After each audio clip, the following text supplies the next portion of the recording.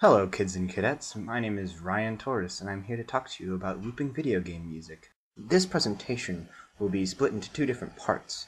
In the first part, I'll be talking about Unity and Audacity and how to loop your music inside of those programs, and in the second part, I'll be talking about how to make music specifically for looping. So, for the sample music that I've chosen for today, we have Machiavellian Bach from the famous Portal 2. So, to get music into your Audacity file, what you're going to go to do is File, scroll down to Import, and click on Audio. Now from here you can grab a great selection of all kinds of files. You can grab MP3 files, WAV files, FFmpeg files, and many, many more, but we're just going to grab an MP3. So, once that's done downloading, we will... Oh, good. So today's selection, Machiavellian Bach, is particularly good for this because it has so many different selections that you can choose from to loop. What's particularly nice about this song is that you can tell specifically when it's going to loop because it has some nice little bends and curves in it. Right here at the 30-second mark, I'm going to go ahead and grab that, select it, drag all the way back, and grab this big chunk of music. Now from here, we're going to try to get this onto its own track, so we're going to copy and paste it onto a new one. How you do that is using the common command Control-C, Control-V, or you can use the Edit right up in the corner. Click on it, copy, paste. So now that we've got our new track, you can delete your old track by clicking this X in the corner, or you can keep it up there and just listen to this other track by hitting Solo. This is really nice, but I wouldn't forget to delete the old track by the time you save, because it's going to cost you a little extra memory, and you're going to want that when you're trying to export things. So there are a couple of ways that you can repeat your music, or loop it, in Audacity.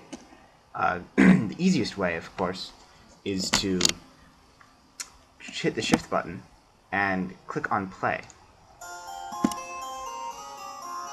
Now, this will give you a continuous stream of music, and just once it hits the end, it'll start to loop again.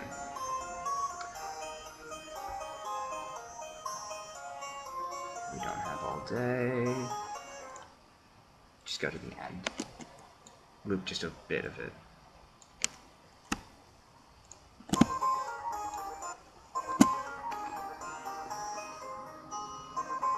There we go. Yeah, you see I'm right. So you can double click to select all of this, then go to Effects and hit Repeat. Now I'm probably going to go for around 4 of these, and that's going to get me about 2 minutes and 30 seconds. Now this makes a really nice seamless transition, or at least a pretty seamless transition, more than Unity can do. But the only problem is it's going to cost you a little more memory. But memory's not that big of a deal when it comes to this, so I wouldn't pad it too much. 2 minutes is a good amount, so I wouldn't go too much over. From here, you can save project, or more importantly, you can export it. When you want to export it,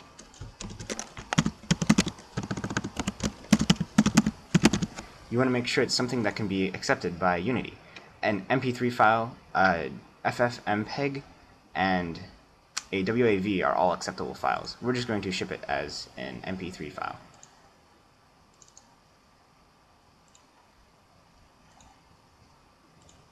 And I'll see you all in Unity. And here we are in Unity. So the first step to importing music into your Unity project is to go into the project folder, right-click anywhere in here, and import new asset is what you're looking for. When you go there, you're going to want to look for whatever you called your file beforehand, and you're going to want to go ahead and click Import. It might take a little while, but eventually you'll get your song in there.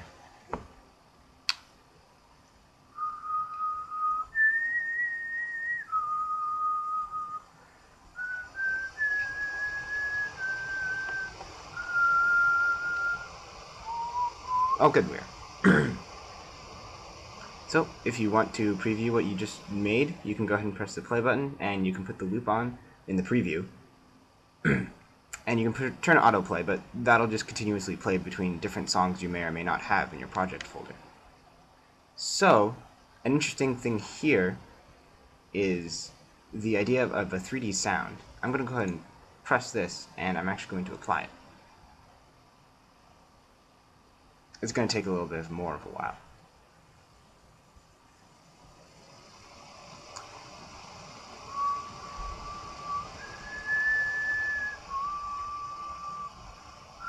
Oh, good. There we go. So, now that you have it all set up, the 3D sounds, and you've got it all imported, you're going to want to go ahead and drag it straight into your hierarchy.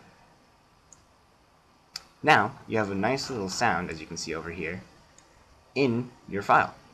Sorry, in your game world.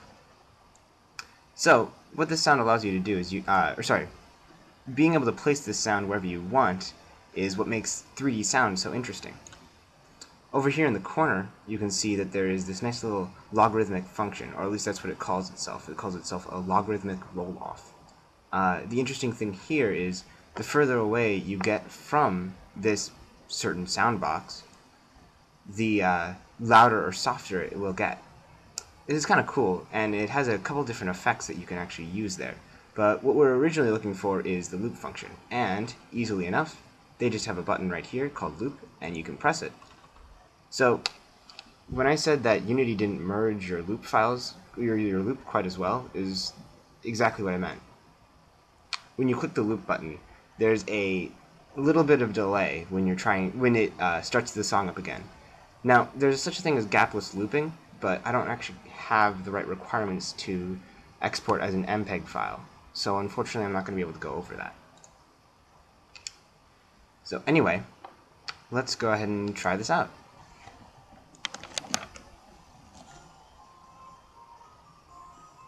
And as you can tell, it plays in the level. And it gets distorted in the level too. Here's another interesting thing about 3D sounds, is you can actually have a Doppler level on them. As you can see right over here, if you don't mind me staring directly at the ground, you have a Doppler level. And I'm sure all of you know about the Doppler effect. The Doppler effect is, as sound travels towards you, it can sometimes cascade over itself, creating an interesting effect sounding somewhat like this. And you can increase or decrease this effect. Increasing it makes it sound really weird. Yeah, really messed up there. And decreasing it will get rid of it overall. However, distance still affects how music is perceived in the game. You can get rid of that by scrolling down here and changing this pan down to the center. And then you never have to worry about being too close or far away from the music. Yeah, and I think that about wraps up our music tutorial in Unity and Audacity. Now I get to talk about what makes for good looped music. Such a fun phrase to say. I'm not going to claim that I'm some great music analyzer, and I'm not going to claim that I know what exactly is the best music. It's a subjective field. But there are some things that I think are very important about making looped music, and making music correctly. Of these important items, the first thing is making a good melody. To support this claim, let me ask if you've ever heard of this song before.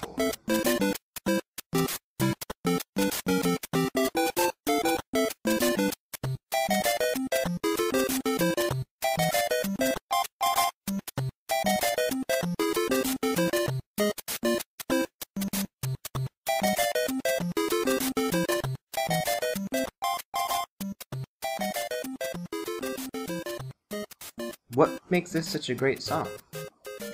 Well, we have to think of the era that this came from.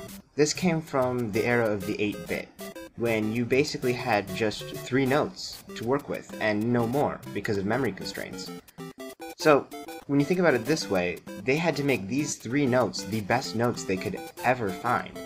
And the way they did that was make a really, really strong melody, support that with a good bass line, and then add in a little percussion underneath that. So, lesson number 1 is, make sure you have a good melody line. Good melody lines are very memorable, and memory is the key. The second lesson is to try and make something, how to put it, pleasing to the ear. Make sure that whatever you listen to, it has to be able to be played over and over again, and you cannot get sick of it. To me, a lot of the songs from the 8-bit era can sometimes get grating because there's very little variation. It's a good idea to throw in a little this or that sometimes. The last lesson for today is to make your music cyclic. Now, making a cyclic song is harder than it sounds, but let's break this down into smaller chunks. To make a cyclic song, what you're going to have to do is make sure that the beginning and the end sound exactly the same. The reasoning for this cyclic approach is to make things easier once you meld them together. And it's when you can seamlessly merge these two ends together that you make really, really good looped music, because no one can tell when you begin and when you end. You'll just continue to play over and over again. Alright, let's recap. Lesson number 1. Make sure that you have a strong melody line. Lesson number 2. Make sure your song is as fun to listen to the first time as it is the nth time. And lesson number 3. Make sure that your music is cyclical. This is pretty much the bare bones of the subject, but it's enough to get you by. Follow these 3 easy steps, and I am sure that you can make some pretty awesome music for the future. Alright, kids and cadets, good luck in your endeavors.